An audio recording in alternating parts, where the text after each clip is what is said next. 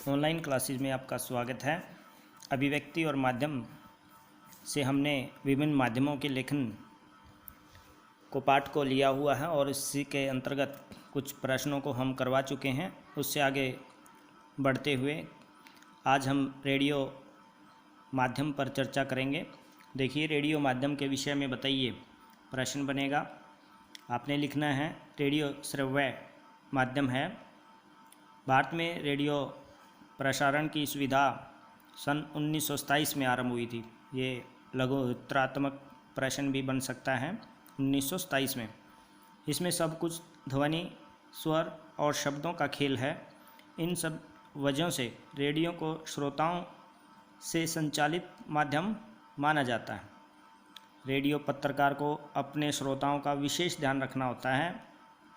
इसकी वजह यह है कि अखबार के पाठकों को यह सुविधा उपलब्ध रहती है कि वे अपनी पसंद और इच्छा से कभी भी और कहीं से भी पढ़ सकते हैं।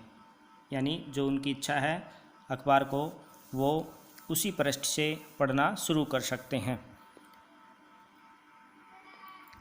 अगर कोई लेख या फीचर पढ़ते समय अखबार पाठक को कोई बात समझ नहीं आती तो पाठक उसे दोबारा से पढ़ सकता है या शब्दकोश में उसका अर्थ देख सकता है या किसी से पूछ सकता है। लेकिन महत्वपूर्ण बात है, रेडियो के श्रोता को यह सुविधा उपलब्ध नहीं होती। वह अखबार की तरह रेडियो समाचार बुलेटिन को कभी भी और कहीं से भी नहीं सुन सकता। यानी दोबारा सुनने के लिए उसको उसके प्रसारण का इंतज़ार करना होगा और फिर शुरू से लेकर अंत तक बारी बारी से एक के बाद दूसरा समाचार सुनना होगा। इसी बीच वह इधर उधर नहीं जा सकता और न ही उसके पास किसी गूढ़ शब्द या वाक्यांश के आने पर शब्दकोश का सहारा लेने का समय होता है, यानी वह बंध जाता है। आगे चलते हैं। इसी में आप लिखेंगे, स्पष्ट है, रेडियो में अखबार की तरह पीछे लौटकर सुनने की सुविधा नहीं है। अगर रेडियो बुलेटिन में कुछ भी भ्रामक या अरुचिकर है तो संभव है कि श्रोता तुरंत स्टेशन बंद कर दे। दरअसल रेडियो मूलतः एक रेखीय लीनियर, याद रखेंगे, एक रेखीय माध्यम है और रेडियो समाचार बुलेटिन का स्वरूप, ढांचा और शैली इसी आधार पर तय होता है। रेडियो की तरह टेलीविज़न भी एक रेखीय माध्यम है, लेकिन वहाँ शब्दों और ध्वनियों की तुलना में दृश्यों, तस्वीरों का महत्व सर्वाधिक होता है। टेलीविज़न में शब्द दृश्यों के अनुसार और उनके सहयोगी के रूप में चलते हैं, लेकिन रेडियो में शब्द और आवाज़ ही सब कुछ है। इसमें आप इतना ही लिखेंगे। आगे चलते हैं। रेडियो समाचार की संरचना किस शैली पर आधारित होती है? बोर्ड परीक्षा में कई बार ये प्रश्न पूछा गया है। उत्तर में लिखेंगे, रेडियो समाचार की संरचना उल्टा पिरामिड शैली पर आधारित होती है। याद रखेंगे, उल्टा पिरामिड शैली पर आधारित होती है। उल्टा पिरामिड शैली क्या होती है? अब दोबारा प्रश्न पूछ लिया जाता है, इस शैली के बारे में बताइए। तो आप देखिए, समाचार लेखन की सबसे प्रचलित, प्रभावी और लोकप्रिय शैली उल्टा पिरामिड शैली ही है। सभी तरह समाचार माध्यमों में सबसे अधिक यानी 90% खबरें या स्टोरीज, कहानियाँ वगैरह इसी शैली में लिखी जाती हैं। उल्टा पिरामिड शैली समाचार के सबसे महत्वपूर्ण तथ्य को सबसे पहले दिखाता है। यानी सबसे पहले जो बहुत मुख्य बात है, तथ्य है, उसको सबसे पहले लिखा जाता है। इसके बाद घटते हुए महत्वक्रम में अन्य तथ्यों और सूचनाओं को लिखा जाता है। यानी सबसे पहले मुख्य बात, उसके बाद उससे कम महत्वपूर्ण बात को लिखा जाता है और फिर सबसे कम। इस शैली में किसी घटना या समस्या का ब्यौरा कालानुक्रम के बजाय समाचार के महत्वपूर्ण तथ्यों या सूचना से शुरू होता है। यानी उसके समय अनुसार न होकर, कालानुक्रम न होकर, उसके महत्वपूर्ण जो तथ्य हैं उसी से सूचना को शुरू करते हैं।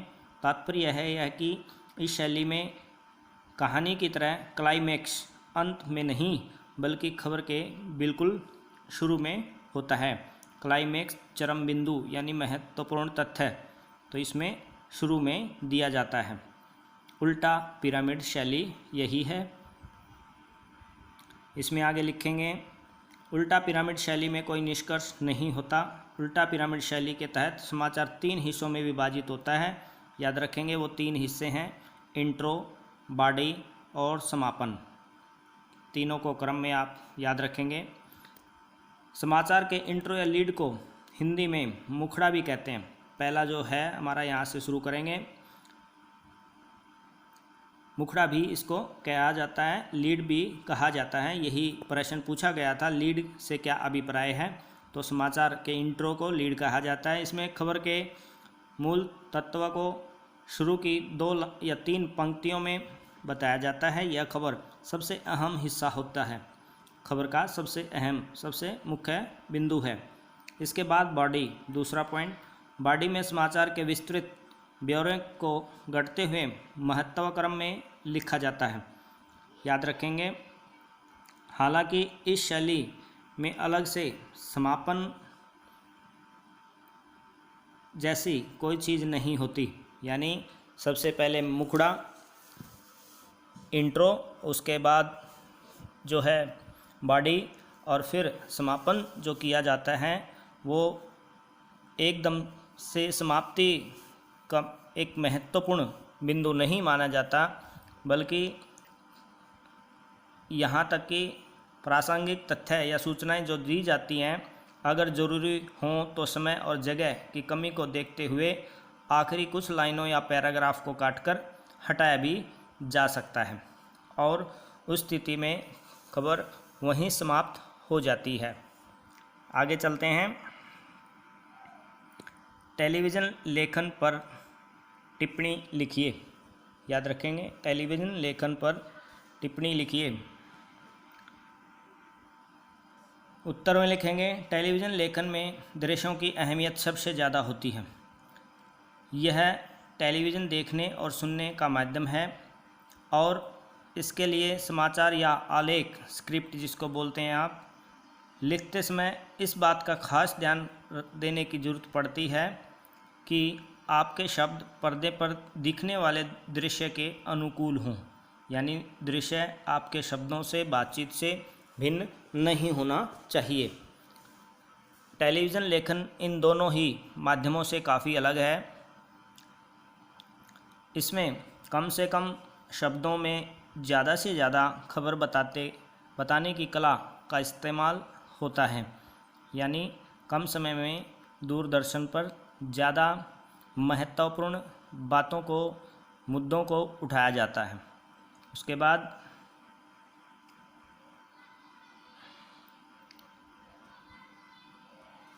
इसलिए टेलीविज़न के लिए खबर लिखने का बुनियादी जो शर्त दृश्य के साथ लेखन है। बुनियादी शर्त बनती है दृश्य के साथ लेखन। दृश्य यानी कैमरे से लिए गए शॉट्स जिनके आधार पर खबर बुनी जाती है। अगर शॉट्स आसमान के हैं तो हम आसमान की बातें लिखेंगे, समंदर की नहीं, यानी कोई ऐसी बात नहीं लिखेंगे जो उस घटनाक्रम या दृश्य से भिन्न हो। अगर कहीं आग लगी है तो हम पानी का जिक्र नहीं करेंगे। अगला महत्वपूर्ण प्रश्न है, बहुत बार पूछा गया है बोर्ड परीक्षा में। देखिए, टीवी खबरों के विभिन्न चरण बताइए। उत्तर में लिखेंगे आप, किसी भी टीवी चैनल पर खबर देने का मूल आधार वही होता है जो प्रिंट या रेडियो पत्रकारिता के क्षेत्र में प्रचलित है, यानी सबसे पहले सूचना देना। तो टेलीविज़न पर भी यही कार्य है, टीवी में भी यही सूचनाएं कई चरणों से होकर दर्शकों तक पहुंचती हैं। ये चरण इस प्रकार से दिए गए हैं, देखिए। पहला चरण लिखेंगे आप, फ्लैश या ब्रेकिंग न्यूज़। लघु उत्तरात्मक प्रश्नों में भी पूछा जाता है ब्रेकिंग न्यूज़ से क्या अभिप्राय है, यहीं से आप लिख देंगे। और ये पहला चरण है टेलीविज़न जो है खबरों को प्रस्तुत करने का। सबसे पहले कोई बड़ी खबर फ्लैश या ब्रेकिंग न्यूज़ के रूप में तत्काल दर्शकों तक पहुंचाई जाती है, यानी उसी समय जो भी न्यूज़, जो भी समाचार चल रही होती है, दर्शकों तक पहुंचा जाना ही ब्रेकिंग न्यूज़ है। इसमें कम से कम शब्दों में महज सूचना दी जाती है। दूसरा महत्वपूर्ण बिंदु है ड्राई एंकर। याद रखेंगे, इसमें एंकर खबर के बारे में दर्शकों को सीधे सीधे बताता है कि कहाँ, कब, क्या और कैसे हुआ। यह सब खबर के दृश्य, जब तक खबर के दृश्य नहीं आते, एंकर दर्शकों को रिपोर्टर से मिली जानकारियों के आधार पर सूचनाएं पहुंचाता है। इसे ड्राई एंकर बोलते हैं। इसको याद रखने का तरीका रखेंगे। ड्राई होता है सूखा, यानी जब तक दृश्य नहीं आ जाते तब तक केवल एंकर जो है खबरों की जानकारी देता है। अगला बिंदु है फ़ोन इन, फ़ोन के माध्यम से। इसके बाद खबर का विस्तार होता है और एंकर रिपोर्टर से फ़ोन पर बात करके सूचनाओं को दर्शकों तक पहुंचाता है। इसमें रिपोर्टर घटना वाली जगह पर मौजूद होता है और वहां से उसे जितनी ज़्यादा से ज़्यादा जानकारियाँ मिलती हैं वह दर्शकों को बताता है। आपने टेलीविज़न पर समाचार देखते हुए भी देखा होगा, एक व्यक्ति फ़ोन से यानी माइक सिस्टम अपने कमीज़ के कॉलर वगैरह पर टांग लेता है और वह एंकर से साथ में बातचीत करता रहता है और बताता है। अगला है एंकर विजुअल। इंग्लिश का शब्द है एंकर विजुअल। विजुअल का दृश्य इंग्लिश में मीनिंग होता है, हिंदी में मतलब है दृश्य, विजुअल उसी से संबंधित है। जब घटना के दृश्य विजुअल यानी विजुअल मिल जाते हैं, जब हमारे पास जो घटनाएं हैं उनके दृश्य मौजूद होते हैं, तब उन दृश्यों को आधार पर खबर लिखी जाती है जो एंकर पढ़ता है। इस खबर की शुरुआत भी प्रारंभिक सूचना से होती है और बाद में कुछ वाक्यों पर प्राप्त दृश्य दिखाए जाते हैं। तो याद रखेंगे एंकर विजुअल। उसके बाद है एंकर बाइट। ये भी कई बार लघु उत्तरात्मक प्रश्नों में पूछा गया है। एंकर बाइट से क्या तात्पर्य है? बाइट यानी कथन। याद रखेंगे, बाइट का तात्पर्य कथन। टेलीविज़न पत्रकारिता में बाइट का काफ़ी महत्व है। टेलीविज़न में किसी भी खबर को पुष्ट करने के लिए इससे संबंधित बाइट दिखाई जाती हैं, यानी कथन दिखाए जाते हैं। किसी घटना की सूचना देने और दृश्य दिखाने के साथ साथ इस घटना के बारे में प्रत्यक्षदर्शियों या संबंधित व्यक्तियों का कथन सुनाकर, जो उस समय घटना के समय मौजूद थे, उनसे आपने देखा होगा टेलीविज़न पर एंकर जो है बात करता हुआ नज़र आता है। आपने क्या देखा? आप उस समय घटना हुई तो यहाँ पर कितने लोग थे? इस घटना को अंजाम कैसे मिला? किस समय लगभग ऐसा हुआ? इस प्रकार के प्रश्न पूछता है, वही एंकर बाइट कहलाता है। फिर है लाइव। याद रखेंगे, लाइव यानी किसी खबर घटना स्थल से सीधा प्रसारण लाइव कहलाता है। एक सेकेंड, तो शुरू करते हैं लाइव। लाइव में यानी किसी खबर या घटना स्थल से सीधा प्रसारण। जब घटना हो रही होती है उसी समय घटना स्थल से जब एंकर सीधा प्रसारण करता है, दर्शकों तक घटना के जो भी तथ्य हैं पहुंचाता है, वो लाइव कहलाते हैं। सभी टीवी चैनल कोशिश करते हैं कि किसी बड़ी घटना के दृश्य तत्काल दर्शकों तक सीधे पहुंचाएं जा सकें। इसके लिए मौके पर मौजूद रिपोर्टर और कैमरामैन ओबी वैन के ज़रिए, यानी जो वैन में वो जाते हैं अपना प्रबंध करते हैं, उसके माध्यम से सीधा प्रसारण अपने संचार के माध्यम से करते हैं। दर्शकों तक को वो खबर दिखाते और बताते हैं। और अंत में है एंकर पैकेज। एंकर पैकेज किसी भी खबर को संपूर्णता के साथ पेश करने का एक ज़रिया माना जाता है। इसमें संबंधित घटना के दृश्य और इससे जुड़े लोगों की बाइट, ग्राफिक के जरिए ज़रूरी सूचनाएं आदि होती हैं। यानी अंत में जो महत्वपूर्ण तमाम जो खबरें होती हैं उनको ध्यान में रखते हुए उस समाचार को प्रस्तुत किया जाता है। टेलीविज़न लेखन में इन तमाम रूपों को ध्यान में रखकर किया जाता है। जहाँ जैसी ज़रूरत होती है वैसा ही वाक्यों का इस्तेमाल किया जाता है। शब्द का काम दृश्य को आगे ले जाना है ताकि वह दूसरे दृश्यों से जुड़े सके, उसमें निहित अर्थ को सामने लाना है ताकि खबर के सारे आशय खुल सकें। तो ये था आपके अंत में एंकर पैकेज, पूरा पैकेज हो जाता है, बंद किया जाता है, उस समाचार से संबंधित संपूर्ण जानकारी प्रस्तुत की जाती है। तो ये था आपके कुछ महत्वपूर्ण अभिव्यक्ति और माध्यम से विभिन्न माध्यमों के लिए लेखन पाठ से कुछ प्रश्न के उत्तर आप इनको लिखेंगे और याद करेंगे। ज़्यादा से ज़्यादा बच्चों को ये वीडियो शेयर करें ताकि सभी इन प्रश्नों से अवगत हो जाएं। धन्यवाद। आज के लिए इतना ही।